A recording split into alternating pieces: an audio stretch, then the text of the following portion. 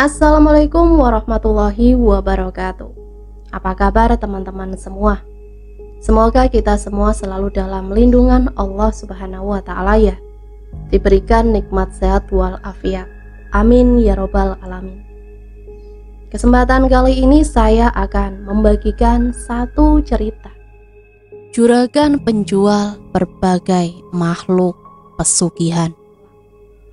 Seperti apa ceritanya? Mari kita mulai. Malam seringkali memberikan ketenangan dan sebaliknya bencana bagi segenap manusia. Kesunyian malam menjadi pelengkap dalam meraih ketenangan. Namun kesunyian juga bisa menjerumuskan ke dalam kesesatan. Semua tergantung pada apa yang ada dalam hati setiap insan. Terkadang malam menjadi pengobat kegundahan jiwa. Karena dalam sebagian malam itu, doa manusia menjadi mustajabah. Awal bulan Desember 2017 menjadi titik tolak dari cerita ini. Ketika aku harus berjibaku dengan tugas kuliah yang hampir habis masa deadline-nya. Ketika malam demi malam terpaksa dihabiskan di warnet yang menjadi tempat tumpuan untuk mengerjakan tugas kuliah. Sedikit plagiat, yang penting tugas tuntas. Meskipun jarak warnet agak jauh dari rumah, di pusat kota, salah satu kabupaten di Jawa Timur, yang terkenal dengan nama kota hasil tambaknya.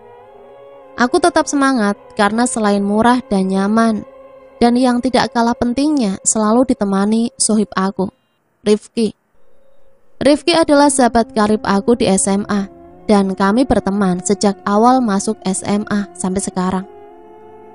Karena kami kuliah di universitas yang sama, tapi mengambil jurusan yang berbeda. Si doi orangnya enak banget diajak temenan. Selain baik, dia juga pinter dan rajin. Doi punya watak yang keras, gerusa-gerusu dan tidak sabaran. Rifki ini sebenarnya mempunyai kelebihan yang tidak dimiliki banyak orang. Kelebihan itu ialah bisa melihat makhluk gaib. Orang bilang dia indigo, tapi sebagian orang bilang dia adalah titisan dari simbahnya atau leluhurnya, yang konon adalah seorang pendekar. Diam-diam tidak bisa diremehkan anak ini. Aku punya julukan ke Rifki, yaitu temannya demit. Beda dengan Rifki, meskipun aku sedikit bisa lihat barang-barang yang tak kasat mata atau gaib, tapi aku sebenarnya orangnya sedikit penakut. Yang jadi aneh, aku punya kemampuan untuk melihat barang-barang gaib itu sejak lahir tanpa harus belajar. Memang anugerah Tuhan yang tak ternilai harganya, tapi juga terkadang bikin merinding tak terkira. Malam itu warnet cukup ramai, dijejali oleh hampir seluruh anak muda. Ada yang main game online, browsing artikel, ngerjain tugas, cari-cari artikel, dan bahkan ada yang buka bokep. Meskipun harus diam-diam dan sedikit ditutupi. Sudah tidak mempedulikan lagi undang-undang ITE yang membuat sebagian public figure meradang. Terdengar sayup-sayup lagu dari speaker kecil yang ditaruh di pojok atas ruangan, membuat suasana semakin gayem dan nyaman. "Mas, panas, nyalakan kipasnya," pinta cewek yang duduk dekat penjaga warnet. Si penjaga langsung sigap menyalakan kipas angin yang ada di ruangan. Tidak ada AC, maklum warnet dengan tarif ekonomi. Dua kipas angin di atas plafon ruangan mulai berputar-putar, memberikan sedikit hembusan angin, mengusir panas yang ada di ruangan. "Mas, nanti tutupnya sampai jam berapa?" tanya Fandi kepada penjaga warnet. "Santai mas, masih lama, jam 12. Jawab penjaga warnet. Waktu itu masih menunjukkan pukul 7:30 malam. Seiring bertambahnya malam, satu demi satu pelanggan warnet mulai meninggalkan tempat. Kami harus ngebut cari artikel buat tugas kuliah. Duh, capek banget rasanya. Tak terasa sudah jam 12. Dan tinggal kami berdua yang ada di warnet tersebut. "Mas, udah jam 12, waktunya tutup," tegur penjaga warnet. "Bentar mas, tinggal dikit," jawab aku sambil memelas. "Ya sudah mas, saya tinggal cari kopi di warung kopi depan, titip warnet sebentar," ucap penjaga warnet. "Iya mas," jawab kami berdua. Penjaga warnet dengan tubuh kecilnya berjalan gontai menahan kantuk keluar dari warnet dan membiarkan kami berdua yang lagi asik cari artikel. Suasana dalam warnet mulai mencekam. Hanya kami berdua, tidak ada manusia lain. Hembusan angin dan kipas meliuk-liuk menyelimuti seisi ruangan. Sepi, hening, tidak ada suara. Bahkan 2 speaker yang tadi menemani telah senyap. Merinding, bulu kuduku mulai meresahkan hati. Seakan-akan ada yang mengawasi kami berdua. Tapi apa? Aku tidak tahu. Rick, suasananya kok beda? Ada apa ini? Tanya aku. Apa? Tidak ada apa-apa, timpal Rifki. Tiba-tiba terdengar samar-samar suara daun pintu kamar mandi di ujung ruangan. Kamar mandi kecil, yang sangat kecil, terselip di pojok ruangan. Maklum, engsel pintu jarang diberi pelumas dan harus ekstra keras menopang daun pintu kayu. Lampu di dalam kamar mandi mati, tapi ada bau aneh menyeruak. Rif, orangnya keluar, baunya amis, kataku sedikit ketakutan. Apa Ki? Yang ngintip dari kamar mandi? Biarkan, kalau ganggu kita, tebas saja, jawab Rifki sambil menunjuk ke arah kamar mandi. Di dalam kamar mandi samar-samar terlihat sosok hitam besar dengan mata merah, melotot dan gigi runcing bersimbah darah, menatap dalam ke arah kami berdua, seolah kami mangsa buruannya.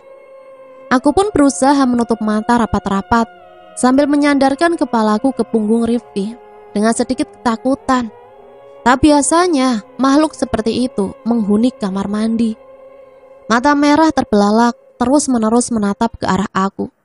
Semakin dilihat semakin serem. Serem banget, gerutu aku sambil masih menutupi mata. Rifki tidak menghiraukan bisikan aku. Kelihatannya merasa risih dengan kelakuan aku yang terus-menerus menempelkan mata aku ke punggung Rifki. Agak geser, Rik, risih loh, gerutu Rifki. Aku masih bertahan menutupi mata dan sembunyi di balik punggung Rifki. Hingga suara pintu tiba-tiba terbuka. Sudah rampung, Mas. Suara lirih muncul. Spontan aku terperanjat dan terjatuh dari kursinya. Penjaga warnet muncul dari pintu masuk tanpa memberi apa-apa dulu. Tentu saja kami berdua kaget. Bahkan untuk aku bisa dibilang shock, hingga aku tidak bisa mengendalikan posisi duduk yang nyaman. Takut, kaget, jengkel, dan gregetan campur jadi satu. Loh, kenapa, Mas? Kata penjaga warnet sambil berlari kecil menghampiri Rifki dan aku. Nggak apa-apa, Mas, tadi sampean tak, Mas. Aku cuman kaget aja, tak pikir, kata aku sambil meringis menahan sakit.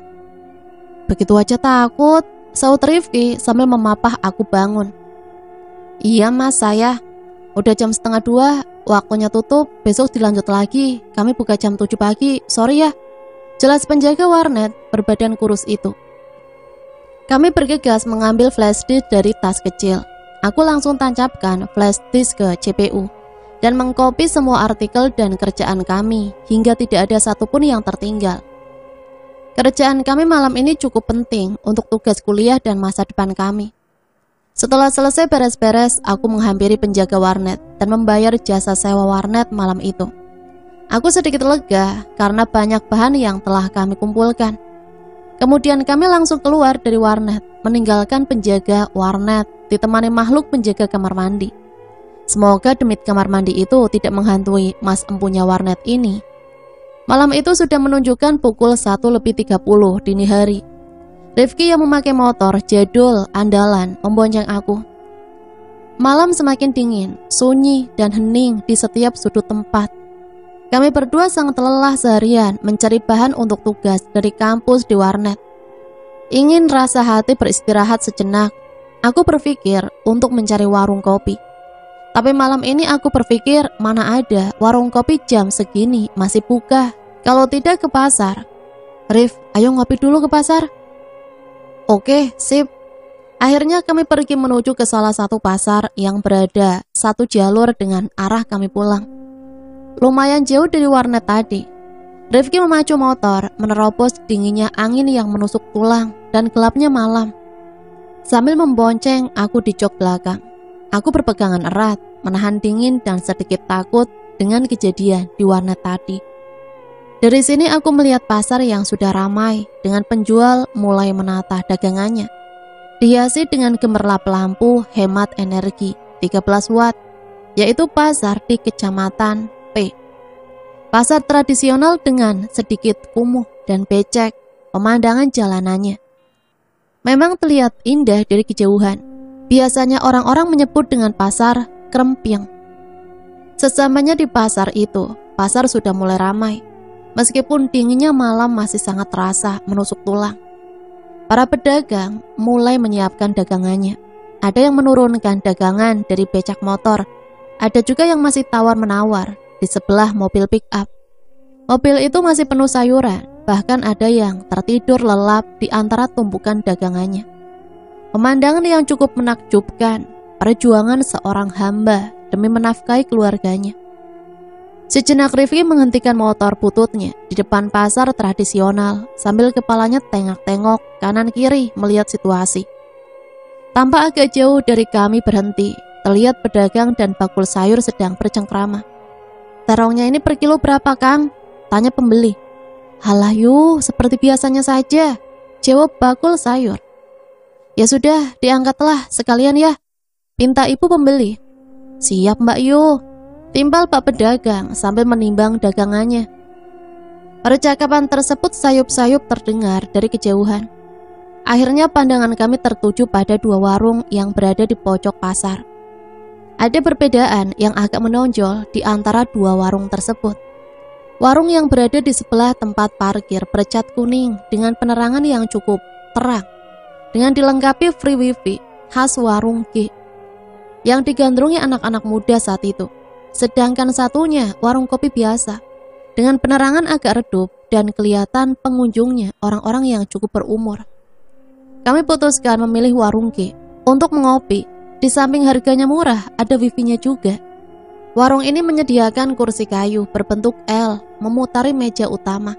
Sedangkan kursi dan meja kayu terpampang rapi di depannya berjumlah 4 set.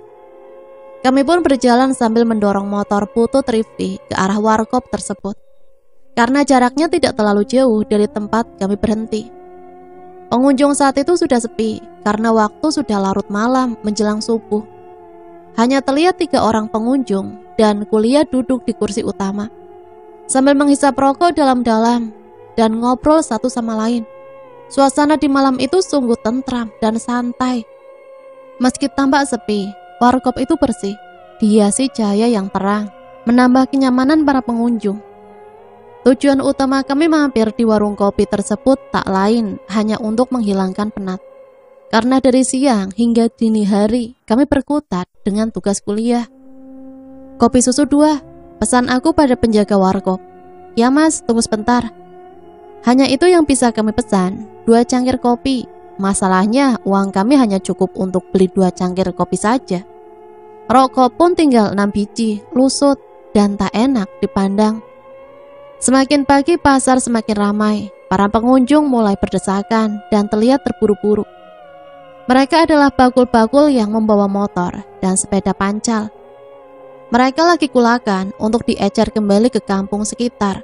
Sungguh riuh suasana pasar Krempyeng di pagi itu. Di warkop suasana semakin asik dan gayem. Kami seruput kopi susu masing-masing, diiringi kepulan asap dari rokok favorit kami yang sedang kami hisap dalam-dalam sambil menikmati suasana pasar di saat malam menjelang pagi. Hening tanpa ada satu kata pun keluar dari bibir kami berdua. Hanya kepulan asap yang menyebar di sudut tempat kami duduk. Saat minum kopi, aku merasakan pahitnya kopi diselingi manisnya susu yang sedikit demi sedikit kami seruput. Seperti suasana hati yang sedang aku rasakan saat ini. "Gimana Rik? Gimana apanya?" "Ya hidup kita berdua. Kuliah jalan, kerja juga sudah, tapi aku merasa nasib kurang." Rifki hanya menatap kosong ke arahku dengan jawaban pendek yang terlempar dari mulutnya. "Oh, ucapku kesal. Tapi Rifki tidak merespon sama sekali. Kemudian, "Rif, kok suasananya agak aneh ya?" "Aneh apanya? Biasa. Rasanya hembusan angin malam ini ada yang aneh. Kelihatannya bakal terjadi sesuatu," Jelas aku pelan. Angin berhembus pelan, namun tidak seperti biasanya. Perasaan Rifki juga demikian. Memang ada yang aneh dengan malam ini. Meskipun demikian, Rifki pun tidak menanggapi serius perkataan aku. Karena lagi sibuk merasakan nikmatnya hisapan rokok penghabisan. Aku tetap memperhatikan suasana pasar dengan serius, seperti detektif yang tidak mau kehilangan buruannya. Rifki sebenarnya juga merasakan suasana yang aneh malam ini. Suasana sanum, bikin orang merinding. Biasanya ada makhluk gaib yang sedang jalan-jalan. Bulu kuduku terasa berdiri sendiri. Meskipun Rifki tidak merasa takut sama sekali. Sesaat aku tertegun pada pandangannya, fokus ke arah kanan kepada sosok pria dewasa, memakai baju dan celana warna hitam, umur sekitar 40 tahunan. Dia berjalan dari arah parkiran pasar dengan tenang, namun bertingkah agak aneh. Tangan pria itu berada di belakang pinggul dengan jari jemari saling berpegangan satu sama lain. Tampak seperti posisi menggendong. Ternyata pria itu menggendong seorang anak kecil dengan cirit tinggi 40 cm. Berkepala botak, memakai kancut warna putih, berkulit kuning pucat.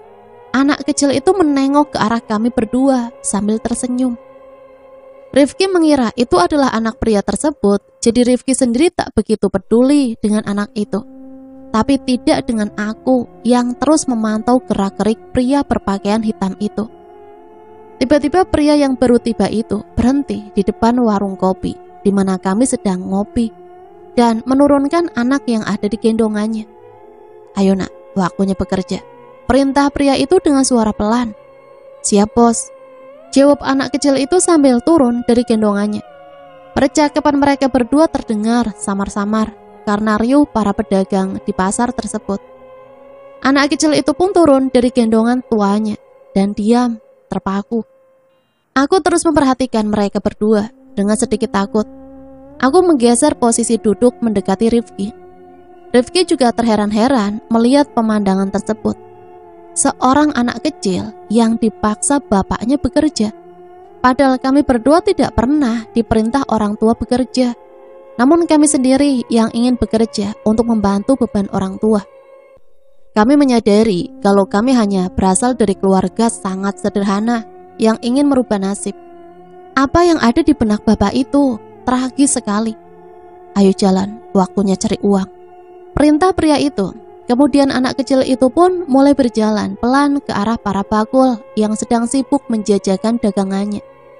Aku merasa aneh dengan kejadian itu dan tidak habis pikir dengan kelakuan pria tersebut. Tapi Rifki dengan sikap cuek tingkat dewanya tidak mempedulikan kejadian tersebut. Rifki merasa itu urusan orang lain, bukan urusan kita, dan kita tidak boleh ikut campur urusan orang lain. Dosa. Urus diri kita sendiri agar jadi manusia yang baik untuk dunia dan akhirat. Seiring dengan hisapan terakhir rokok di tangan Rifki, akhirnya mata ini terpengaruh juga dan mulai memperhatikan gerak-gerik anak kecil yang sedang berjalan menuju kerumunan para pedagang. Ternyata apa yang menjadi kekhawatiran aku mulai menampakkan kebenarannya. Anak kecil aneh itu berjalan mengendap-endap ke lapak pedagang ikan di pinggir jalan. Anak gundul tanpa baju itu pun pelan tapi pasti berjalan menuju ke arah belakang pedagang. Dia mulai berjalan mendekati pedagang tersebut dari arah belakang. Santai, tanpa ada kekhawatiran sedikit pun. Lama-kelamaan Rifki sama aku saling bertatapan mata, saling memainkan kode curiga. Akhirnya kami seakan sudah sama-sama mengerti ada hal yang aneh di sekitaran pasar ini. "Loh, apa itu Rif?" tanya aku pelan. "Loh, tuyul itu cok, tuyul. Diam dulu," jawab aku setengah kaget dan menunjuk ke arah tuyul tersebut. Aku minta Rifki untuk mengikuti gerak-gerik anak kecil tersebut. Aku akan mengawasi dari warung kopi saja, karena gak tega dan sedikit takut. Rifki keluar dari warung kopi, mulai mengawasi dan mengikuti gerak-gerik anak kecil itu. Terus mengawasi dan tidak mau kehilangan mangsanya. Rifki berjalan pelan-pelan mendekati tuyul itu untuk memastikan apa yang dilakukannya. Ternyata tuyul itu sedang mengambil satu lembar uang kertas dari tempat penyimpanan uang yang diletakkan di bawah dagangan. Tanpa ada hambatan sedikit pun, tuyul itu tersenyum sambil membawa hasil operasinya. Pedagang ikan yang menjadi korban tidak menaruh curiga sedikit pun terhadap apa yang sedang terjadi pada dirinya. Setelah memastikan kelakuan anak itu, Rifki kembali menghampiri aku yang ada di warung kopi. "Van, tuyul itu lagi operasi. Dia ambil uangnya pedagang ikan yang di ujung seberang jalan tuh," jelas Rifki. "Loh, iya tah?" tanya aku memastikan.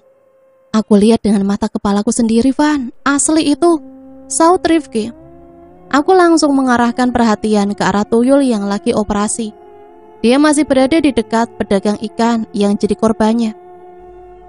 Memang benar perkataan Rifki. Rifki pun tidak sabar dengan kejadian itu.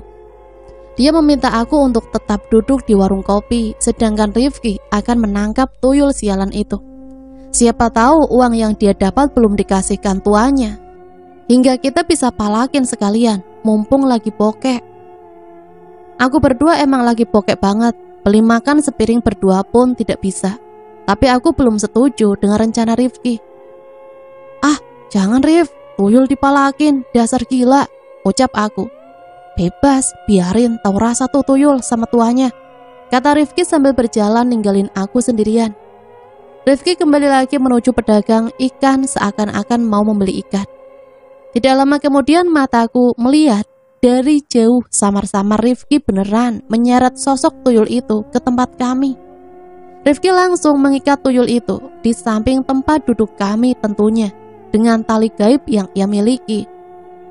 Tali gaib tak kasat mata yang hanya bisa diikatkan kepada makhluk tak kasat mata.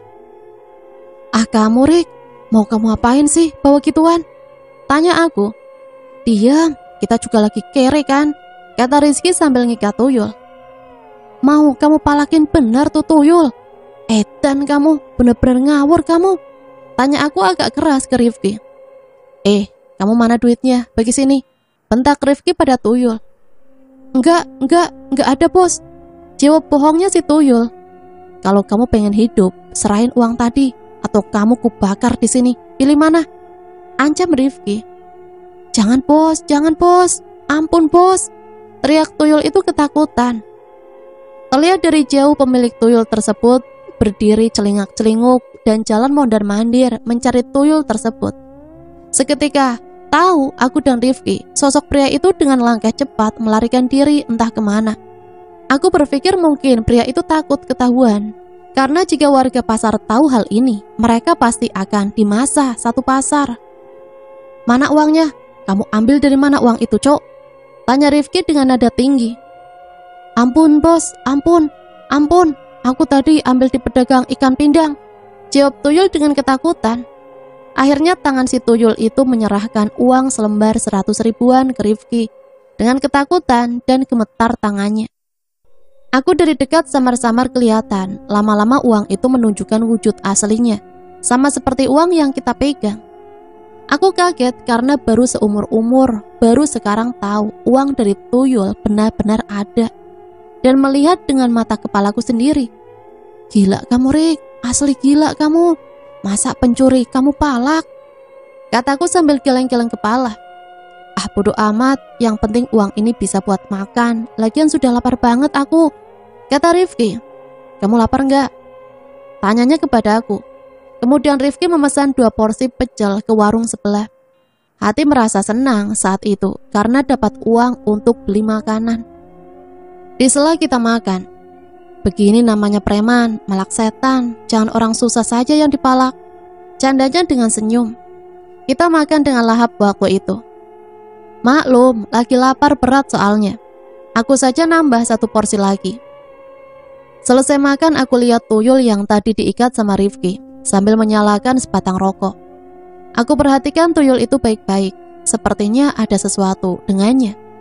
Si tuyul mulai komat kamit seperti dukun merapalkan mantranya. Entah apa yang sedang dia perbuat, Rifki tak menghiraukan sikap tuyul tersebut. Sambil menenggak es teh yang dia pesan. Pagi-pagi gini minum es teh. Sungguh aneh si Rifki ini. "Biarin, gak bakal lepas tuh setan, aman Van," jawabnya sambil melanjutkan minum es teh. Kepala Rifki menengok ke arah tuyul yang terikat tersebut dan berjalan pelan menghampirinya. Sambil menunduk dan mendekatkan mulutnya, akhirnya dia curiga dengan kelakuan tuyul yang komat kamit terus, seperti hendak memanggil tuanya. Kamu mau panggil juragan kamu apa? Tanya Rifki. Dengan terbata-bata, si tuyul menjawab, Iya bos. Setan ini benar-benar harus dikasih pelajaran, gumam Rifki. Juragan kamu siapa? Di mana? Tanya Rifki dengan suara keras dan tatapan marah. Di daerah pegunungan bos, di ujung bos, saut si tuyul sambil menunjukkan ke arah selatan. Di mana? Jangan muter-muter, kalau ditanya setan, bentak Rifki. Dengan muka jengkel, Rifki berjalan meninggalkan tuyul yang sedang terikat menuju ke warung sebelah untuk membayar makanan dan minuman dengan uang hasil palakan. Aku duduk dan hanya menikmati rokok sambil ngeliatin tingkah Rifki yang lucu kalau marah-marah sama setan. Ya sambil senyum-senyum, kenyang dan habis ini bisa tidur nyenyak. Sehabis bayar makanan, aku dan Rifki nyamperin lagi tuyul itu. Rifki dengan tatapan marah dan melotot ke arah tuyul itu. Jawab apa enggak setan? Bentak Rifki lebih keras lagi.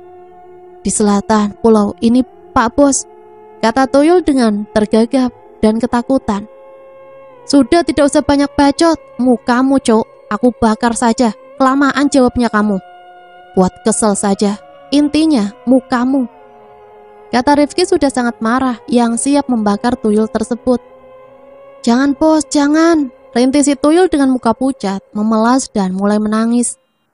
Si tuyul pun mulai bercerita panjang lebar. Menurut pengakuannya, dia berasal dari selatan provinsi ini di Kabupaten K, arah ke gunung dekat dengan laut. Dia terlihat pasrah dengan nasibnya dan kelihatannya tidak berbohong. Mendengar cerita tersebut, Rifki kembali bertanya. Lah gitu jawabnya dari tadi kan enak, ngomong gak usah muter-muter kayak kipas angin. Jawab Rifki dengan nada emosi yang mulai melandai. Aku bukan setan bos, aku tuyul bos. Kata tuyul ingin membenarkan perbedaan dia dengan setan. Sudah tahu aku, kalau kamu itu tuyul. Itu tadi kelakuan yang kayak itu. Kamu kalau bawel tak bakar sekalian ya. Bentak Rifki dengan keras mulai emosi lagi. Sabar Rif, tuyul itu gak pernah makan bangku sekolahan, makanya sukanya ngeyel kayak kamu. Canda aku untuk menurunkan emosi Rifki. Sudah gimana enaknya ini Van? Tuyul ini mau diapakan? Jelas yang bawa dia kemari tadi sudah kabur. Tanya Rifki. Bawa ke rumah kamu aja Rik, rumah kamu kan kosong. Masuk juga saran kamu Van. Ayo kita masukin botol saja nih bocah. Kami berdua mulai persiapan untuk memasukkan si tuyul ke dalam botol. Aku ambil botol bekas air minum dari dalam warung kopi. Rifki sudah bersiap-siap. Van, mana botolnya? Sabar Rik, ini botolnya. Setelah Rifki dan aku sedikit ritual, akhirnya kami berhasil memasukkan tuyul tersebut ke botol dengan menempelkan segel gaib tertentu. Dengan demikian, si tuyul sudah tidak bisa apa-apa dan yang penting tidak akan kabur. Tapi ada satu yang mengganjal di pikiran aku. Tuyul ini mau diapain? Ayo Van, kita langsung pulang. Kita urus tuyul ini di rumah saja. Lagian aku sudah ngantuk nih. Besok juga masih ada kuliah pagi. Pinta Rifki kepada aku. Besok saja habis kuliah Rik, kita tentuin lagi nasib tuyul ini. Oke, sekarang pulang ke rumah sendiri-sendiri saja, kata Rifki. Sip, lagian aku besok juga mau antar adik sekolah dulu, jawab aku sambil menguap karena menahan kantuk.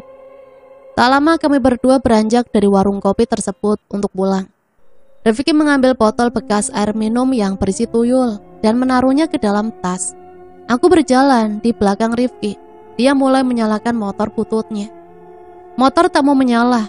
Aku juga heran, dari tadi motor tidak bermasalah, tapi sekarang tiba-tiba ngadat. Kenapa Rik? Pasti tuyul kurang ajar ini bikin ulah, saut Rifki, kemudian mengambil botol yang ada dalam tasnya dan komat kami sebentar. Setelah itu motor mulai dinyalakan. Alhamdulillah bisa nyala dan kami pun pergi meninggalkan pasar Kempiang. Pagi ini kami berdua berangkat ke kampus seperti biasa. Kami berdua juga kuliah seperti biasa. Tidak ada yang berbeda. Sekitar pukul 16, perkuliahan kami selesai. Aku dan Rifki bergegas ke rumah Rifki yang tak jauh dari kampus, cukup 10 menit dengan naik motor butut. Motor tua nafas muda pun kita pacu dengan cepat. Sesampainya di rumah Rifki yang sepi, kami berdua langsung ke kamar Rifki. Terlihat posisi botol bekas air minum yang dihuni oleh tuyul masih tetap berada di tempatnya, tanpa ada pergeseran sedikit pun. Karena si tuyul jelas tidak mampu membuka segel gaib yang kami pasang tadi malam. Aman, Van, kata Rifki sambil melihat botol. Oke, sip. Botol tetap aman, sama isinya saat itu. Masih terlihat tuyul kecil lagi duduk sambil mendekap kedua kakinya. Tidak bisa berbuat apa-apa, hanya termenung meratapi nasib. Van, makan dulu yuk, tak bawa ke depan semua ya makanannya. Lagian habis ini kita masih ngurus setan di kamar aku. Berat kerjaan ntar, kata Rifki sambil berjalan ke arah dapur. Oke Rif, aku ngikut saja dah. Kamu kan tuan rumahnya. Suasana rumah Rifki tak sebegitu besar. Bercat putih menghadap ke selatan, nampak asri dan rindang. Di rumah itu ada 1 kamar utama, 3 kamar tidur, 1 kamar mandi, dan 1 dapur yang persis bersebelahan dengan musola keluarga. Aku pun sebenarnya betah tinggal di situ. Aku dan Rifki makan di ruang tamu sambil ngobrol tak tentu arah, ngelantur dan suka-suka aku. Ternyata enak Rif, bikin kenyang dan tak harus bayar, celoteh aku. Raimu Van, biasa saja. Selesai makan kita bersuci dahulu dan melakukan ritual menurut keyakinan kami. Sehabis itu Rifki mengeluarkan botol berisi tuyul dari kamarnya tersebut ke ruang tamu. Woi, bangun woi, molor mulu, kata Rifki sambil tangannya menggoyang-goyangkan botol bekas itu. Aduh bos, kaumku kalau malam kerja bos. Kita kerjanya malam, siang kita tidur bos, jawab tuyul dengan posisi tidurnya. Loh, kamu berani bantah Yul? Jawab Rifki dengan mata melotot. Sudah Rif, biar aku saja yang tanya. Kamu gak bikin selesai masalah, yang ada malah emosi mulu isinya. Yul, namanya siapa? Kamu punya nama kan? Iya bos, biasanya juraganku panggil aku Andre. Cuk, gila, nama tuyul kayak nama artis. Asli setan, setan kamu, gumam aku sambil sedikit ketawa. Kamu di sini ikut siapa? Juragan kamu? Tanya aku. Ikut Pak Tikno bos, itu di desa sebelah, jawabnya sambil duduk dengan menundukkan kepala pelontosnya. Kamu aslinya dari mana? Ya, yang kemarin itu bos. Oh, dari itu toh? Tanyaku untuk meyakinkan jawaban tadi malam. Benar di kecamatan itu? Benar bos, jawabnya dengan kepala manggut-manggut ke depan. Desa mana? Desa bos, yang ada gunungnya, selatan desa, pas langsung laut itu bos, jawab tuyul dengan muka agak meyakinkan. Rif, coba kamu cek Google Map, ada nggak nama desanya di kabupaten itu? Pintaku kepada Rifki untuk cek valid tidaknya jawaban si Andre tuyul ini. Oke Van. Interogasi pun berlanjut. Kamu di desa itu ngabdi ke siapa? Ke Mbah Parmin bos. Setan kayak kamu di sana ada banyak? Banyak bos, macem-macem. Oh, seberapa banyak Dre? Ya ratusan bos, aku sendiri gak tahu pastinya kalau sekarang. Ratusan? Lebih? Saud Rifki sambil tertawa, tak percaya.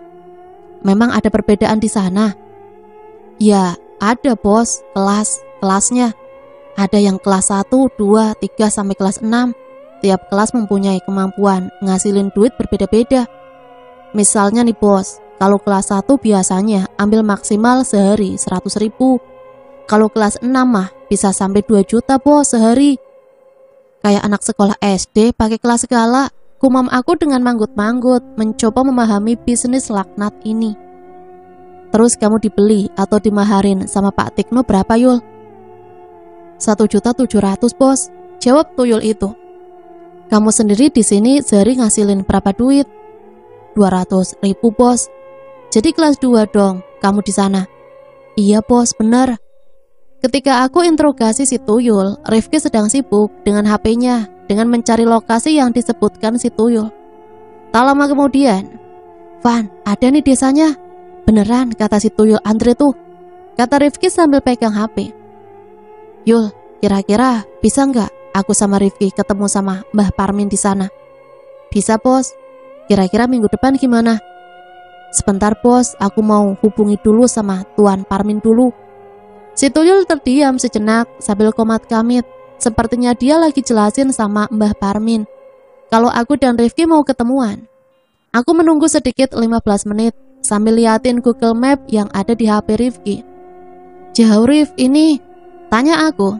Iya Van, kalau menurut Mbah Google ini perjalanan sekitar 6 jam dari sini. Kemudian tiba-tiba si tuyul menyela. Bos, bos, bos, kata tuyul memanggil. Ada apa Yul? Sudah tah? Sudah bos, Mbah Parmin adanya hari Minggu. Dia sudah siap bos dikunjungi. Gila bener nih orang, mau ketemu aja pakai janjian segala. Tidak hanya di dunia nyata yang butuh manajer, dunia gaib pun butuh. Hebat bener dunianya ini. Aku terheran-heran. Kelihatannya Gayung bersambut, kita bisa ketemu tuanya si tuyul. Sekalian jalan-jalan agak jauhan dikit. Biar si motor butut tambah sehat. Kita pun mulai menyusun rencana. Gimana Van, kamu minggu ini ada acara nggak? Gak ada Rif, aman, free. Sama dong, aku juga lagi free nih. Setelah interogasi dengan si tuyul selesai, kami berdua melakukan persiapan untuk pergi ke tempat itu minggu depan. Aku sempat berpikir, tuyul suruh nyolong lagi apa gimana ya enaknya buat ongkos di jalan. Tapi aku kan gak ada kontak sama si empunya. Mending gak usah lah daripada kena karmanya. Minggu pagi pada tanggal yang sudah ditentukan, kami berangkat dari rumah Rifki ke daerah itu dengan motor andalannya. Aku sangat berharap motor buntut ini bisa sampai ke sana dengan selamat. Karena kami harus melalui tanjakan serem yang penuh dengan cerita magis.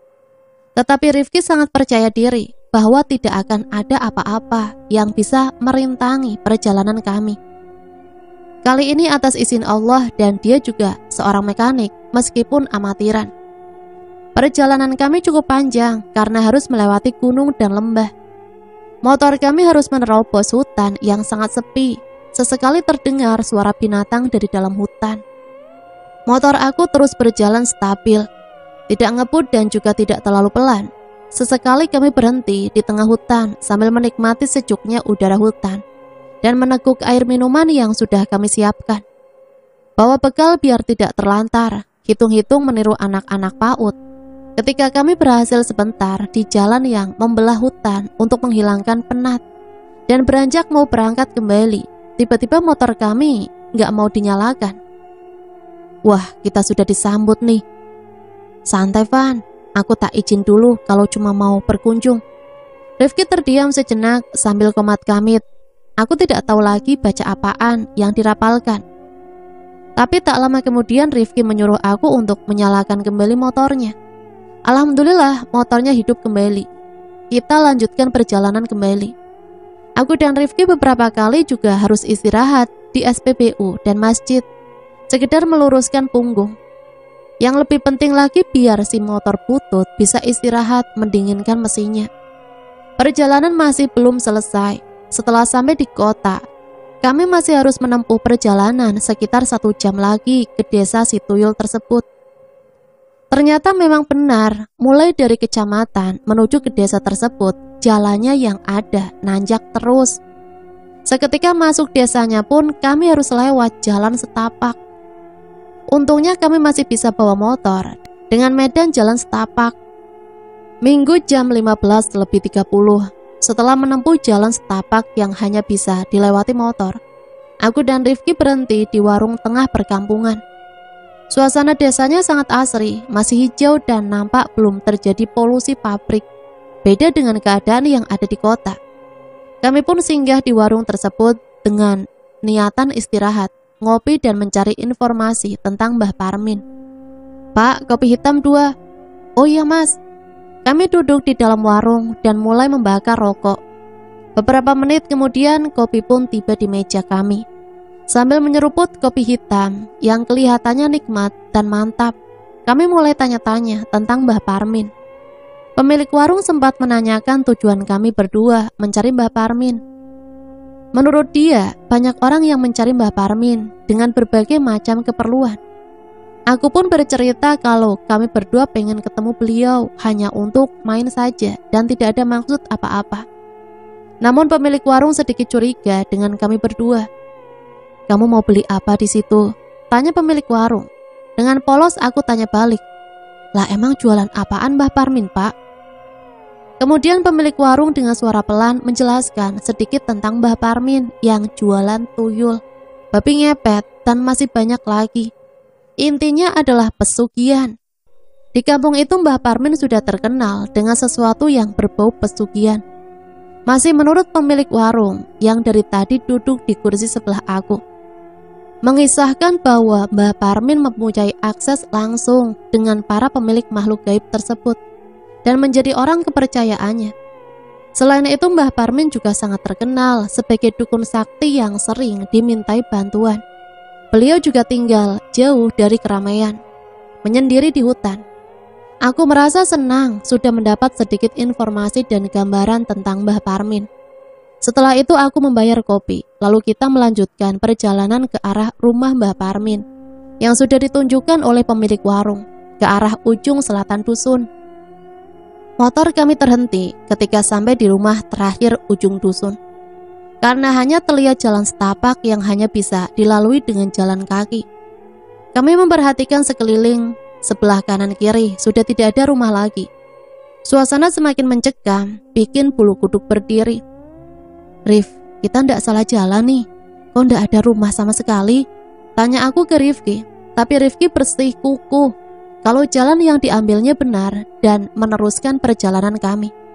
Di sekeliling jalan hanya terlihat tumbuh-tumbuhan kebun yang besar dan rumput tumbuh liar di sekitar jalan tersebut. Setelah hampir 15 menit perjalanan dari warung tadi, kami pun berhenti dan menghampiri seseorang yang lagi mencari rumput. "Maaf Pak, apa benar ini jalan menuju ke rumahnya Mbah Parmin?" tanya aku dengan sopan. "Loh, bukan nak. Pertigaan yang tadi seharusnya kalian belok kiri, tidak ke kanan," jawab bapak pencari rumput tadi. "Matur suwun Pak." "Sami-sami nak, hati-hati ya." Akhirnya Rifki memutar motor bututnya dan kembali menuju ke pertigaan tadi. "Sudah susah-susah payah kok ternyata salah. Wah, bensin tekor nih." Sambutan yang cukup baik. Harus tersesat dulu sebelum meraih kemenangan. Perjuangan. Kami pun sampai di pertigaan dan mengambil belokan ke kiri seperti petunjuk bapak pencari rumput tadi. Semoga ini jalan yang benar. Akhirnya di rumah ujung yang terakhir, aku dan Rifki memutuskan turun dari motor dan bertanya kepada sosok lelaki parubaya yang sedang menurunkan pakan sapi di depan rumahnya.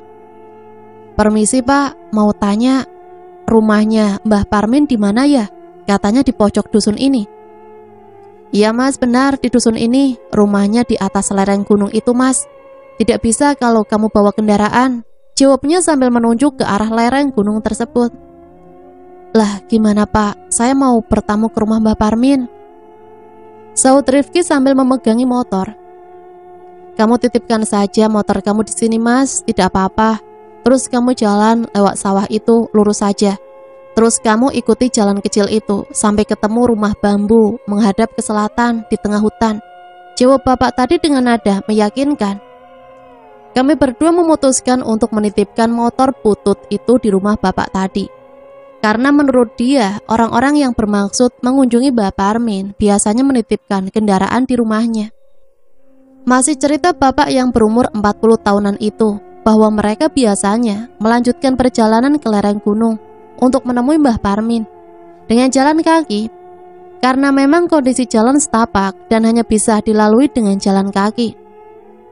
Perjalanan menuju ke Mbah Parmin memang sebuah perjuangan, meskipun dengan niat yang berbeda-beda. Waktu itu aku dan Rifki tak sabar untuk langsung berjalan menuju ke rumah di lereng gunung. Kami harus melewati jalan setapak yang licin dan sedikit berlumpur. Hampir di sepanjang jalan itu ditumbuhi oleh rumput gelagah. Rumput itu tumbuh subur hingga memiliki tinggi 3-4 meter. Untuk melewatinya pun kami harus menyingkap rumput-rumput dengan potongan ranting pohon yang kami temukan di perjalanan. Ternyata perjalanannya cukup jauh juga. waktu juga sudah sore. Matahari mulai meredup dan jalan yang kami lewati masih jauh karena masih ada hamparan sawah luas yang harus dilewati. Setelah itu masuk jalan ke perkebunan yang lebat, baru masuk ke lereng hutan. Suasana hutan di sore hari tampak seram. Hari mulai gelap, tertutup tingginya pepohonan dan lebatnya hutan, apalagi suara hewan hutan yang saling bersahutan. Disertai kabut putih tipis mulai turun di atas lereng. Hawanya pun sangat menusuk tulang karena dingin dan basah. Hutan lebat ini terlihat tidak ada jejak manusia yang tinggal di sana. Kami pun menempuh jarak sekitar 3 kilometeran dari rumah penduduk terakhir. Sepanjang perjalanan dengan penglihatan gaib kami sepertinya sedang diawasi oleh makhluk-makhluk tak kasat mata yang teramat banyak. Aku sedikit merinding dan tidak mau jauh dari Rifki. Tidak tahu kenapa, tiba-tiba aku merasa mual, seperti ada yang menusuk-nusuk perut aku. Aku tetap jalan sambil menahan rasa mual tersebut. Aku terus memegangi perut yang tidak bisa lagi berkompromi. Aku menepi ke bawah pohon pinus dan mengeluarkan semua isi perut. Lega rasanya. Ada apa, Van? Kamu ndak apa-apa?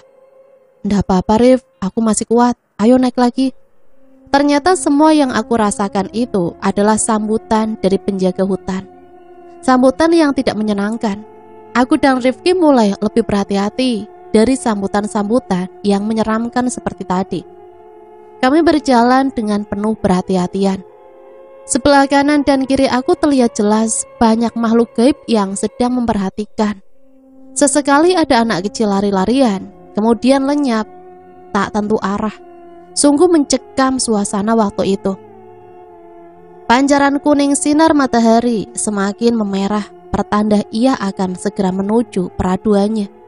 Di sela-sela lebatnya hutan, sedikitnya cahaya yang menyinari hutan menjadikan tempat favorit untuk tinggal bagi hewan seperti penyedot darah atau lintah. Tiba-tiba terlihat ada sesosok wanita dengan pakaian serba putih, duduk terdiam di atas pohon dengan rambut terurai panjang menutupi wajahnya. Dia terus-menerus menatap ke arah kami. Semakin membuat aku tidak berani lagi menoleh ke kanan dan ke kiri. Saat kami berjalan kaki, terlihat dari jauh rumah seperti yang digambarkan bapak yang kami titipi motor tadi mulai terlihat jelas. Kami sedikit lega karena tujuan kami sudah terlihat. Sekitar pukul 5 lebih sebelum maghrib atau surup, kami sampai di rumah Mbah Parmin. Orang tua kita dulu bilang kalau surup-surup tidak boleh keluar rumah, nanti ketemu Candi Olo. Waktu Candi Olo yaitu ketika matahari mulai terbenam, siang akan berganti malam. Pada waktu Candi Olo, para pedagang menutup tokonya, para pengembala memasukkan ternaknya, dan lain sebagainya. Semua kegiatan dihentikan. Pada saat itu orang-orang Jawa percaya ketika kita melakukan aktivitas keduniaan, diyakini akan berdampak negatif pada aktivitas tersebut. Dan banyak juga yang meyakini di waktu itu para makhluk halus juga mulai berani memunculkan diri. Dari dekat kami melangkah pelan dan melihat rumah yang terbuat dari bambu, masih beralaskan tanah dan sudah beratap genting. Kami pun memberanikan diri mendekat karena pintu sudah terbuka. Nuwun sewu, assalamualaikum, permisi. Mbah, cucumu datang, ucap Rifki dengan sopan. Tak lama kemudian tampak sesosok pria, sudah berumur 80-an, memakai ikat kepala khas orang Jawa atau udeng, berbaju loreng lengan panjang dan sarung hitam tanpa memakai alas kaki. Tinggi sekitar 165 cm, berkulit gelap. Terlihat pria tua itu sudah tinggi ilmunya, nampak dari pandangan gaib kami berdua. Pria itu mendekat sambil memperhatikan kami dengan seksama. Ada tamu. Ayo nak, masuk, gak usah takut, katanya dengan senyum. Kami pun mengikuti Mbah Parmin untuk duduk di kursi kayu panjang di ruang tamunya. Sambil melihat-lihat rumah yang terbuat dari dinding bambu dipadu papan kayu tua, terlihat rumah yang cukup sederhana dan jauh dari gemerlap kemewahan. Rumah tersebut mempunyai 3 kamar, satu ruang tamu dan 2 ruang kamar tidur di belakangnya. Kamar mandi yang terpisah dari rumah utama.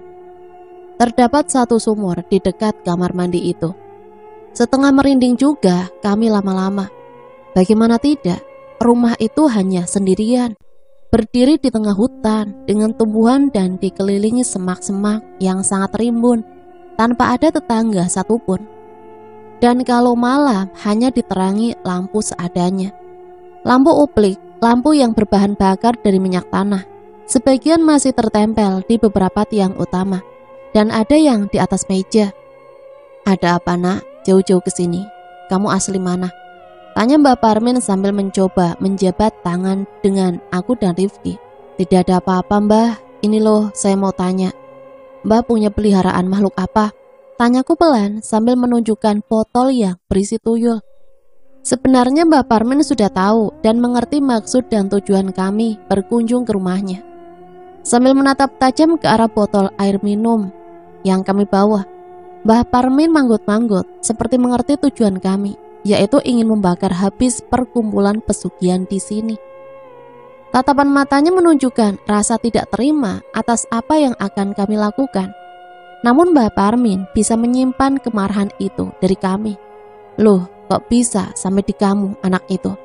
tanya si Mbah setengah kaget. "Iya Mbah, panjang ceritanya," jawab aku. Akhirnya kami ceritakan panjang lebar kejadian dari awal di pasar Krempiang, penangkapan, hingga mengurungnya di dalam botol. Mbah Parmin hanya geleng-geleng kepala. Beliau menjelaskan bahwa makhluk gaib sejenis itu banyak di rumahnya. Tidak hanya 1, 2, 3, tapi banyak sekali. Karena memang hidup si Mbah Parmin ini di rumah tengah hutan itu setiap hari dikelilingi oleh mereka dan berkewajiban menjaganya. Sungguh gaya hidup aneh yang mengerikan. Sejenak kami hening di ruang tamu itu. Aku dan Rifki hanya saling pandang satu sama lain dan tidak berani berbuat macam-macam. Kemudian Mbah Parmin berdiri dan mengajak kami berdua. Seketika itu, aku dan Rifki berdiri dan berjalan mengikuti Mbah Parmin dari belakang. Mbah Parmin membuka kamar pertama yang lumayan luas ditutup kelambu hitam. Redupnya cahaya lampu uplik menambah ngeri suasana rumah tersebut. Di dalam kamar pertama, kulihat ada 3 sosok perempuan dengan telanjang dada semua. Sedangkan di bagian bawah pusar hanya ditutup lilitan kain batik atau sewek. Secari kain sewek itu hanya bisa menutupi kemaluan para wanita paruh baya tersebut. Masih terlihat kemolekan tubuh-tubuh wanita itu. Payudara dengan ukuran sedang menyembul dari tubuhnya. Mereka semua sedang berbaring di masing-masing tempat tidur sambil memejamkan mata dan kelihatan meringis menahan sakit. Sungguh miris, wanita-wanita itu hanya bisa lemah lunglai terbaring dengan kemolekan tubuhnya di atas amben atau tempat tidur. Tanpa daya dan asa, mereka harus memberikan air susunya kepada anak-anak kecil yang sedikit pun tidak mempunyai hak. Tapi para wanita itu tak berdaya. Mereka hanya bekerja untuk mendapatkan upah dari Mbah Parmin, hanya untuk sesuap nasi. Kulihat dengan seksama dan mendekat pelan sekitar jarak 6 meter. Pemandangan yang terlihat sungguh menyeramkan. Payudara mereka semua hanya mengeluarkan darah, bukan susu lagi yang diteteknya. Waktu itu aku hanya bisa menangis dalam hati. Setiap wanita ini harus melayani 4-5 tuyul tiap 3 jam sekali. Tuyul-tuyul itu mengerubutinya dan menyusu satu persatu. Dan mohon maaf ya, tuyul yang lagi antri menunggu giliran sangat asik memainkan kemaluan wanita itu. Menusuk-nusukkan jari jemarinya yang hitam ke dalam kemaluan wanita tersebut sambil cengengisan. Sungguh menyedihkan hingga aku tak kuasa untuk melihat. Wanita yang di ujung berumur sekitar 40 tahunan, yang di tengah berumur 37 tahunan, dan yang paling dekat dengan pintu sekitar 32 tahunan. Mereka terlihat sangat mengenaskan kondisinya, sangat lemah dan tak berdaya. Wanita yang sudah berumur 40 tahunan juga sudah terlihat pingsan. miris dan marah saat kulihat sendiri kejadian itu. Rasanya pengen bakar semua penghuni makhluk jahanam di rumah Mbah Parmin dan menyelamatkan ketiga wanita itu, pikirku dalam hati. Dengan cepat Mbah Parmin menutup kembali kelambu hitam tersebut dan mengajak kami ke belakang kamar. Dia menunjukkan berbagai macam makhluk pesugihan, mulai dari tuyul, babi ngepet, keblek, pencuri beras di Jawa, kuntilanak merah, genderuwo, dan yang lain aku nggak tahu namanya, dan luar biasa banyaknya. Kurang ajar Mbah Iki, bisik Rifki pelan ke telingaku. Hus, mulutmu, diam. Ini semua daganganku nak, terang Mbah Parmin lirih dan memelas. Iya Mbah, jawab kami berdua. Benar, sore hari yang mengerikan bagi kami, karena baru pertama kali seumur hidup aku disuguhi pemandangan yang gila. Dan manusia gila Mbah Parmin ini. Aku hanya bengong melihat semua makhluk setan ini. Ada yang bermain-main, lari-larian, bernyanyi, dan segala macam tingkah para setan tersebut. Ternyata lama juga kami mengamati hal yang tak lazim tersebut. Aku dan Rifki diajak Mbah Parmin kembali ke ruang tamunya. Kami duduk berdampingan dan tak lama Mbah Parmin menyuguhkan hidangan kopi hitam. Tatap kami curiga terhadap kopi tersebut. Soalnya pengalaman kopi yang disuguhkan di tempat beginian banyak yang dikasih guna-guna. Dengan memecah keheningan di ruang tamu, Mbah Parmin membuka obrolan dengan mempersilahkan kepada kami berdua untuk meminum kopi hitam yang telah disajikan. Aku sama Rifki hanya diam dan mengangguk pelan. Kami berdua sama-sama kembali menyulut rokok kesukaan. Mbah Parmin juga terlihat membakar rokok lintingannya dari penutup jagung atau klopot, sekedar untuk mencairkan suasana yang tegang sejak kedatangan kami. Nak, aku minta tolong, jangan marah. Ini usahaku nak. Perempuan 3 yang di dalam kamar belakang tadi, itu tadi ya kerja ikut aku. Yo tak bayar tiap bulan nak. Ini memang usahaku dari dulu, jelas Mbah Parmin. Terus mau Mbah gimana? Tanya Rifki dengan nada kecut. Sebentar nak, tak ceritain awalnya, jawab Mbah Parmin. Silakan Mbah. Aku mempersilahkan.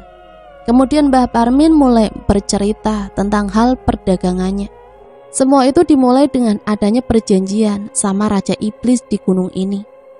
Perjanjianku memakan tumbal berupa kepala hewan. Biasanya kepala kerbau, kepala sapi, atau kepala kambing.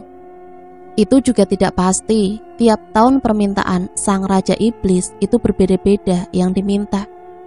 Tapi tidak ada tumbal yang memakan manusia. Aku jadi pengen tahu seperti apa Raja Iblis itu. Aku penasaran. Setelah Mbah Parmin selesai bercerita, aku minta tolong untuk bisa dipertemukan dengan Raja Iblis junjungan Mbah Parmin. Kemudian Mbah Parmin terdiam sambil komat kamit sendiri layaknya orang yang sedang berkomunikasi. Kami berdua sabar menunggu hingga Mbah Parmin mempersilahkan untuk menemui Raja junjungannya. Aku kasih isyarat ke Rifki untuk menemui Raja Iblis dengan merogoh sukmo, karena yang akan kami temui adalah makhluk gaib. Artinya hanya sukma kami yang pergi, sedangkan raga tetap di tempat Mbah Parmin. Kami terdiam sementara untuk melepas sukma ini. Intinya kami ingin mencari siapa iblis itu sebenarnya. Jika mata batin indera keenam sudah terbuka dengan sendirinya, dengan mudah kita melakukan hal ini. Kita bisa melakukan perjalanan tubuh halus ini. Untuk merogoh sukmo juga harus dibutuhkan latihan dan harus ada gurunya, terkecuali bawaan lahir atau anugerah yang didapat dari Tuhan. Istilah keagamaan adalah ilmu laduni, ilmu yang langsung dari Sang Pencipta tanpa belajar dari manusia. Sukma aku dan Rifki melayang dengan cepat menuju ke puncak gunung dan masuk ke dalam kerajaan Raja Iblis yang terlihat sangat besar. Saat itu aku sama Rifki langsung berada di depan pelataran singgasana Raja Iblis. Raja Iblis gunung itu mempunyai badan besar dan tinggi, kulit berwarna merah menyala. Mukanya seperti kuda, bertanduk 2, panjang, berjambang, warna merah. Hidung yang besar dengan tatapan mata merah tajam. Raja Iblis juga membawa trisula berwarna kuning kemerahan. menyala seakan ada api di sekelilingnya. Raja Iblis itu hanya memakai celana pendek khas Raja Jawa dan selempang warna hitam di punggungnya. Di pergelangan tangan dan kakinya terdapat gelang emas, serta mahkota khas raja di atas tanduknya dan tanpa alas kaki. Hal itu memang terlihat mengerikan sekali, tapi semua itu hanya terlihat di alam gaib saja. Raja Iblis didampingi oleh banyak permaisuri yang cantik-cantik dan para pengawal kerajaan yang kelihatannya tangguh dan kuat. Para budaknya juga sangat banyak. Kelihatannya seperti manusia yang pernah membuat perjanjian dengan Raja Iblis, sehingga para manusia itu harus rela menjadi tumbal dan mengabdi kepada Raja Iblis selamanya. Hai anak manusia, berani-beraninya kau masuk ke istanaku, bentak Raja Iblis. Kenapa harus takut sama makhluk macam kamu setan? Ucap Rifki dengan pedenya. Ada perlu apa kamu datang kemari? Cepat katakan, bentaknya marah. Wajah si Raja Iblis memerah dengan membawa trisula yang diselimuti api, seakan siap menghunus kami berdua. Para pengawal raja pun bersiap-siap menghunus senjata tombaknya masing-masing dan tinggal menunggu perintah. Aku mulai takut. Bulu kuduk berdiri dan hanya berdoa agar bisa keluar dari istana ini dengan selamat. Tapi aku harus kuat dan menanyakan keingintahuan kami berdua kepada Raja Iblis. Aku pun memberanikan diri untuk bertanya, apa benar Mbah Parmin itu pengikutmu? Benar, mau apa kau? Jangan ikut campur urusanku, anak manusia. Jawabnya dengan emosi yang mulai membuncah. Aku dan temanku hanya memastikan kalau kamu adalah tuan dari Mbah Parmin itu saja, saut aku dengan tenang. Kalau adu kekuatan, belum saatnya. Nanti saja kalau sudah waktunya, pasti akan kubakar kau, seperti membakar nenek moyangmu, kata Rifki yang mengancam si Raja Iblis. Setelah perkataan Rifki tadi, secepat kilat kami kembali ke jasad kami yang tengah duduk di ruang tamu Mbah Parmin. Dari kejauhan terdengar sayup-sayup perkataan si Raja Iblis memperingatkan kami berdua. Kami kembali ke tubuh kasar di rumah Mbah Parmin. Kedua mata kami ikut terbuka pelan. Bagaimana nak, sudah ketemu sama rajaku? Tanya Mbah Parmin kepada kami berdua. Seakan dia sudah tahu apa yang kami lakukan barusan waktu kami diam sejenak. Aku saling pandang dengan Rifki. Sudah Mbah, jawab Rifki. Kami sudah mendapatkan jawaban atas rasa keingintahuan kami. Kami bisa pulang dengan tenang. Ini semua peliharaanku dari raja yang baru saja kalian temui tadi. Jelas Mbah Parmin. Kalau kerjaku bagus 20 tahun ini nak, kontrak sama rajaku tadi akan selamanya. Tambah Mbah Parmin dengan bangga dan meyakinkan kami.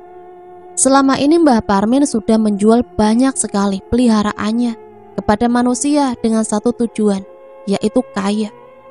Manusia tersebut adalah makhluk yang tidak bisa bersyukur dengan apa yang telah diberikan oleh Allah Subhanahu wa Ta'ala. Mereka selalu kurang hingga menghalalkan segala macam cara, bahkan sampai menggadaikan imannya. Aku menanyakan kepada Mbah Parmin, sebenarnya bagaimana cara untuk mendapatkan tuyul peliharaannya. Menurut Mbah Parmin, syarat untuk memboyong tuyul tidaklah terlalu sulit. Pertama, dia harus sanggup menyediakan wanita yang bisa menyusui tuyul tersebut. Kedua, rumahnya nanti harus selalu dicat dengan warna cerah dan ngejreng. Dan ketiga, dia harus membayar uang mahar yang bervariasi dari 1,5 juta untuk tuyul yang kelas rendahan sampai dengan puluhan juta untuk tuyul kelas atas. Karena hasil yang didapatkan tuyul tersebut juga berdasarkan kelasnya. Itu penjelasanku, supaya kamu ngerti. Tapi kamu gak usah ikut-ikutan. Aku ngerti kalau tujuanmu kesini, bukan untuk itu. Jelas Mbah Parmin. Iya Mbah, jawab kami berdua. Rumah Mbah Parmin mulai ramai, bukan manusia, tapi makhluk lain, penghuni malam. Peliharaan Mbah Parmin mulai menampakkan diri dan sibuk dengan dirinya sendiri. Ada yang menatap aku dengan penuh curiga, saling bercanda dengan teman sejenisnya. Dan di pojok sesosok kuntilanak terdiam dengan rambut terurai panjang, menutupi sebagian wajahnya.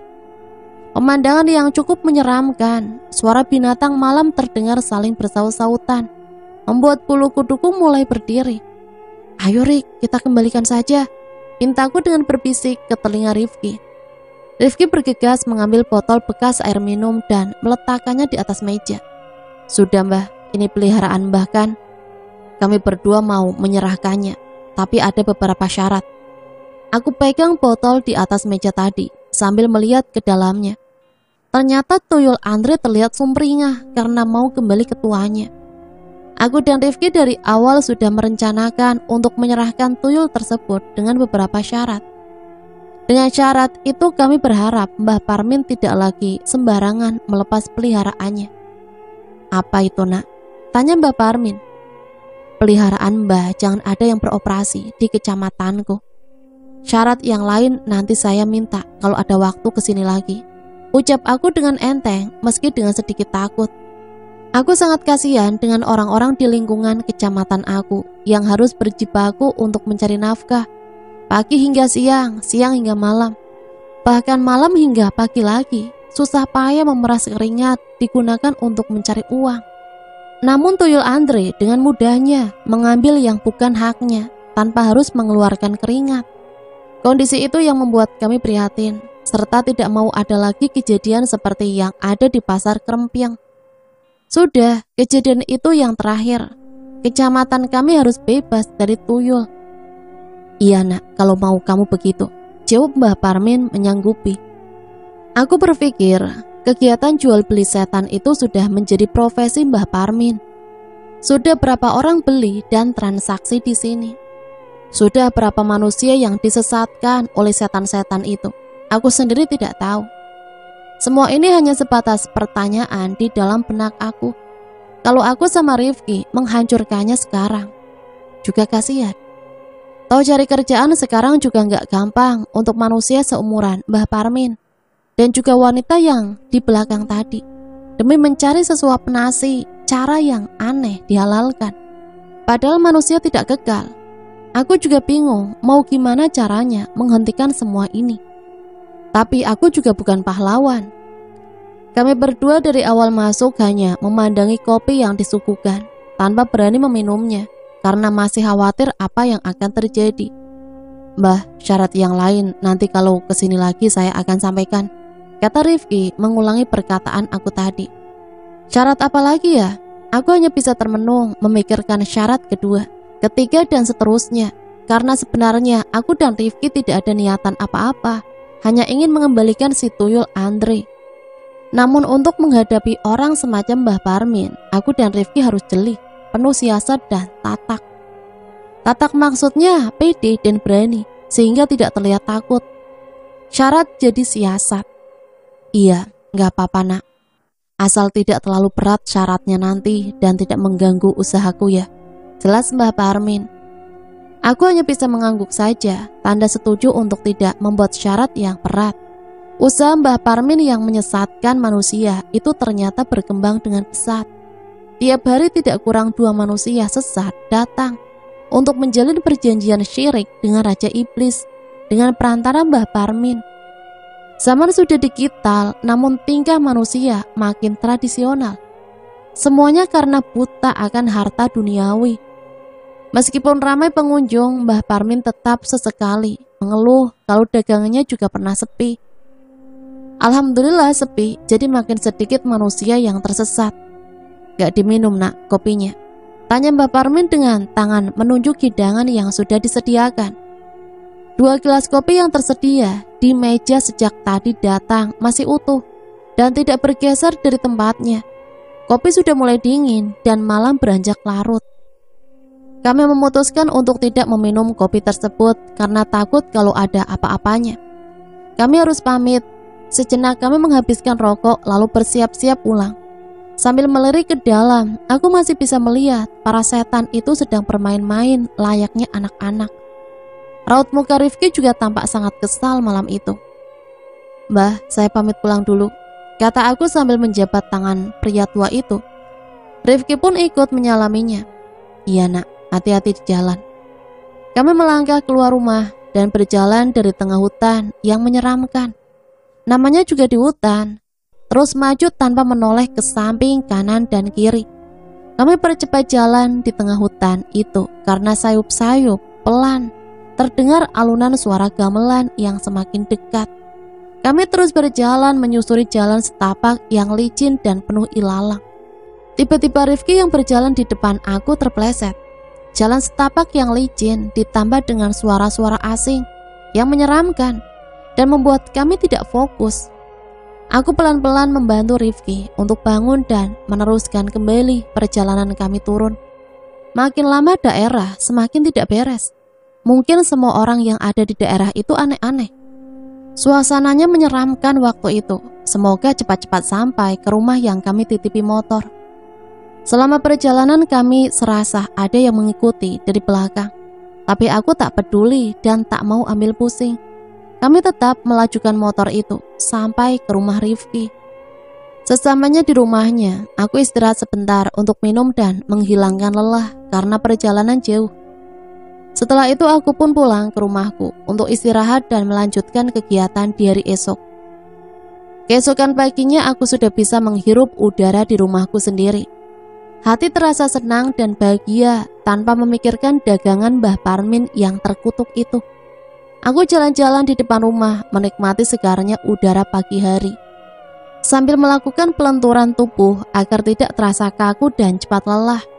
Selesai kegiatan di pagi itu, aku kembali ke dalam rumah. Tiba-tiba bunyi HP-ku terdengar di dalam kamar. Dan ternyata itu adalah Rifki yang telepon. "Dancuk, Van, aku tidak bisa tidur," rintik Rifki di dalam telepon. "Jagoan kok cemen," jawabku enteng. "Kesini Des, tolongin temanmu ini." "Iya, aku berangkat." Pagi itu aku langsung pergi ke rumah Rifki untuk melihat keadaannya. Aku tetap naik motor jadul sendirian. Sampai di rumah Rifki, kelihatannya rumahnya masih sepi. Para penghuninya belum ada yang kelihatan di luar rumah. "Assalamualaikum." "Assalamualaikum." Salam aku yang cukup lama di teras depan rumah Rifki. "Waalaikumsalam," jawab ibunya Rifki dengan membukakan pintu ruang tamunya. "Enak Fandi, cari Rifki ya?" "Iya Bu." "Langsung masuk aja Van, itu Rifki lagi sakit di kamar." Kemudian aku langsung ke kamar Rifki tanpa basa-basi lagi. Pagi itu Rifki terlihat terbaring di tempat tidurnya sambil menahan sakit. Dia berselimutkan setengah badan, badannya menggigil, bibirnya tak henti-hentinya mengeluh karena sakit. "Erik," sapaku dengan berjalan dan langsung duduk di kursi samping tempat tidurnya. Kamu Van, kok cepet datangnya?" tanyanya sambil menahan sakit. "Iya, tadi ngebut kesininya." "Gimana ceritanya kamu bisa kayak gini, Rik?" "Kemarin kan cuma jatuh kepleset doang, perangku." Kemudian Rifki cerita kalau dia tidak bisa bangun dari tempat tidurnya. Selain kakinya yang terpleset, tadi semalam ia merasa bermimpi didatangi Raja Iblis Pesugihan. Dia merasa diikat dan diajar malam itu. Mungkin itu benar-benar ulah Raja Pesugihan atau Mbah Parmin, kami pun tak tahu. Atau ini hanya sebagai peringatan yang disampaikan Raja Iblis semalam. Siang itu aku yang masih di kamar Rifki langsung pamit ke rumah pembimbing kami. Aku berangkat sendiri waktu itu karena Rifki tidak memungkinkan untuk aku ajak. Aku ke rumah sang pembimbing untuk minta doa dan solusi atas keadaan Rifki tadi malam. Sebut saja pembimbing kami namanya Abah Soleh. Rumah orangnya cukup dekat dengan aku. Pembimbing kami ini hanya sebagai pembimbing dan penasehat atas kelebihan kami. Waktu aku sampai rumah pembimbingku, suasananya sejuk dan juga sepi. "Assalamualaikum," salam aku dengan mengetuk pegangan pintu gerbang besi rumahnya. "Waalaikumsalam," jawab Abah Saleh dari dalam. "Oh Nak Fandi, masuk saja, tidak dikunci gerbangnya," jawab Abah Soleh yang sudah berdiri di teras. "Maaf Bah, saya mengganggu," kataku serta menjabat tangan beliau. "Gak apa-apa Nak, sebenarnya ada apa? Kok tiba-tiba kesini tanpa kabar-kabar dulu?" kata Abah Soleh disertai tangannya yang merangkul aku mengajak duduk di terasnya. "Gini Bah, Rifki sekarang sakit di rumahnya." "Sakit apa Nak?" Waktu itu ku ceritakan kejadian aku dan Rifki menemukan tuyul itu. Sampai akhirnya Rifki sekarang sakit. Beliau hanya mengangguk-angguk kepala seakan sudah memahami apa yang kami hadapi. Beliau langsung mengambil botol air kemasan dan mendoakannya saat itu juga. Oh, ya sudah, ini kamu kasih ke Rifki ya. Mudah-mudahan dia cepat sembuh. Tapi ingat, jangan ganggu urusan orang lain, karena itulah jalan yang dipilih Mbah Parmin. Jelas Abah Soleh? Iya bah, jawabku singkat. Waktu itu aku langsung pulang ke rumah Rifki untuk mengantar air yang didoakan. Dan pesannya Abah Soleh. Sesampainya di rumah Rifki, aku langsung menyuruh dia untuk meminumnya dan mengoleskan ke seluruh bagian yang sakit.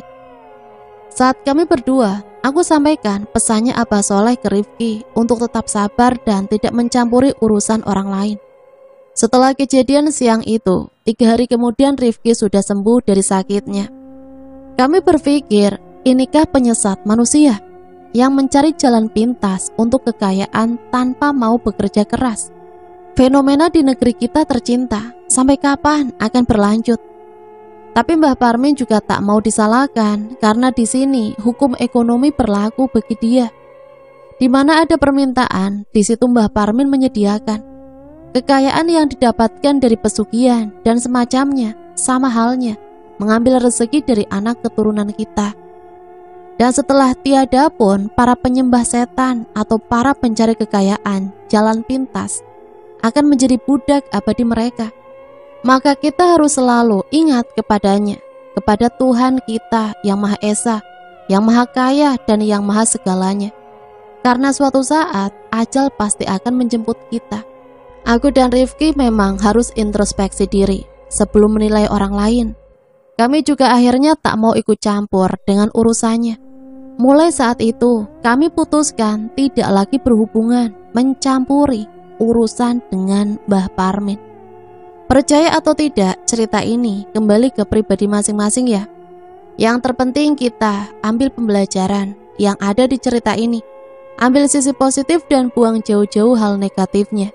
Sampai di sini saya pamit undur diri, mohon maaf apabila banyak salah kata. Sampai berjumpa kembali di cerita-cerita selanjutnya. Matur suwun, wassalamualaikum warahmatullahi wabarakatuh.